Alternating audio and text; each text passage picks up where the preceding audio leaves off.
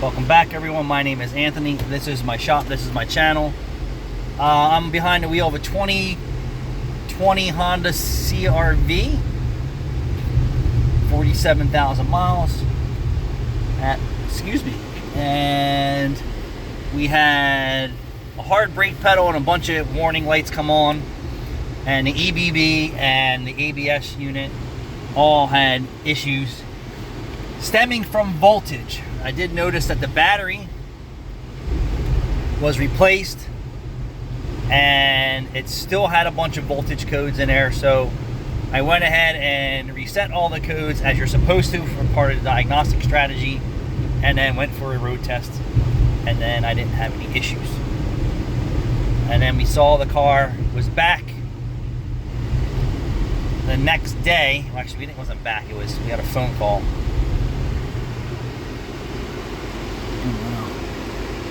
That heater box and evaporator coil. And the car was back the other day.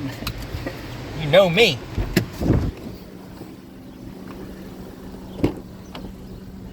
I don't leave nothing in the trash. This looks like a Monte Carlo. Actually, this is for my car. So you know how many guys throw these out? Is that crazy? These things are worth bucks. So this is the same exact G-body. That's the heater core. And then this is the evaporator core. And then this is the horrible blower design where you always have low blower. So what I wanted to do was actually beef this up. Not sure what I'm going to do. I have to dig into that. I actually want to put a different blower style in here, because the blower motor is going through this thing, then it's got to go through here, and then it's got to go through there, and then it's got to go through the dash, and it's just so weak for a G-body. Sorry to get off subject. Back to this all-wheel drive CR-V. So we had voltage issues originally. Now I don't know if that originally was all the issues. But I started with, I seen the battery was replaced. I seen that I had low voltage codes. And then I was like, all right, I don't have any other codes in this system other than low voltage. And I had to say, all right, it's coming from battery condition. So this is a used car dealer boomerang. So when the car came back, I had code for pedal stroke sensor. So I'm like, all right, just give me a whole used EBB unit. Then I could just pick parts off of it as I go to fix this car. And then doing some reading is that these EBBs weren't available, and I'm wondering that they probably traded the car in and they shipped it off to the auction, because the dealership's not going to put a used one in. So when we get the car, we get the part, the pedal stroke sensor I replace. I noticed that there's some buildup underneath the pedal stroke sensor, but I wasn't convinced that was messing with the readings for the pedal stroke sensor. And the magnetic, it's a magnetic pickup is what it is. So EBB sensor has nothing passing through the electronic brake booster unit. It just sits on top of it and measures the shaft moving in and out, along with brake pedal position, I guess, from the brake light switch. So I didn't have the sockets to take it off of the one that was in the Honda. So the used one, I just used a pair of vice grips. And then Jude figured out a way to get them off the following day. And I said, hey, pull the EBB off, the brake,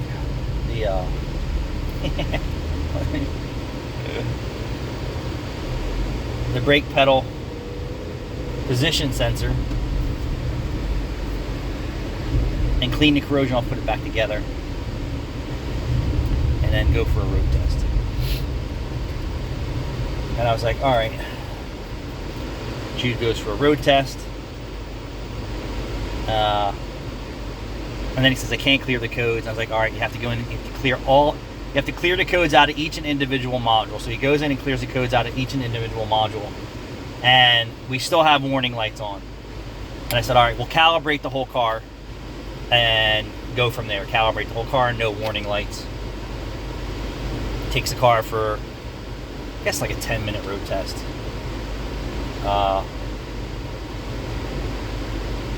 Comes back, he says it still feels wonky, and then he scans the system.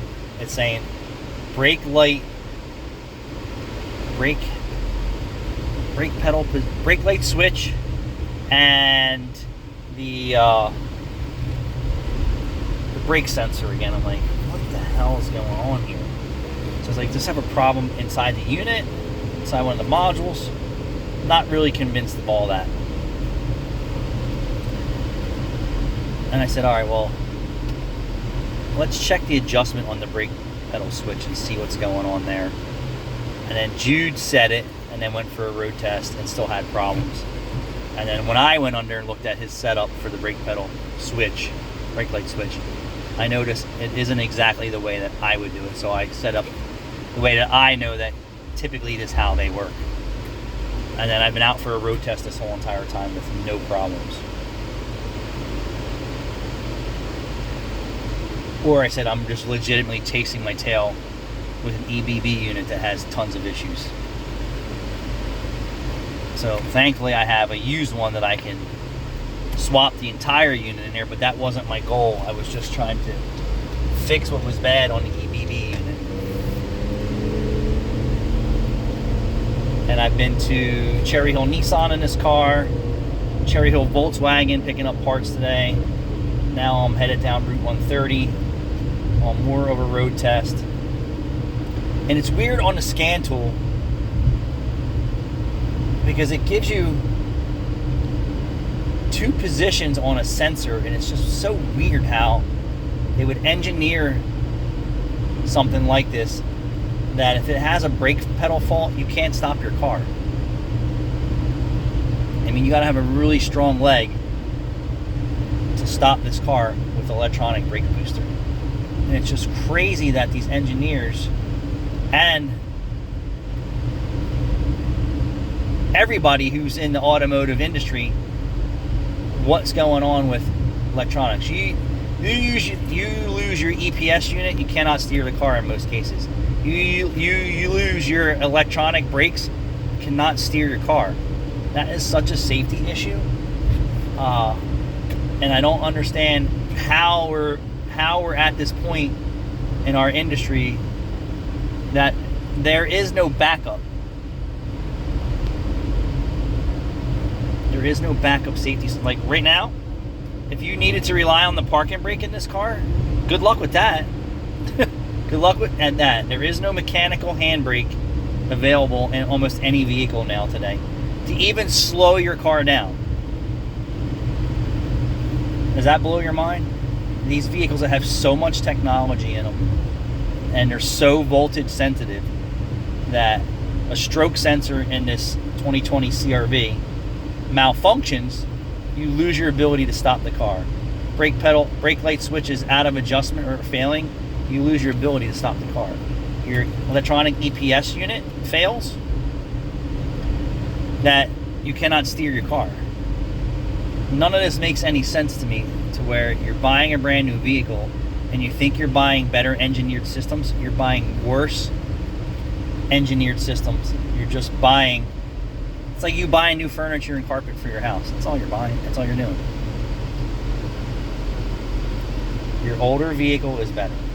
If this car loses its brakes again while I'm driving at any speeds in traffic, I won't be able to stop in time before the vehicle in front of me gets rear-ended.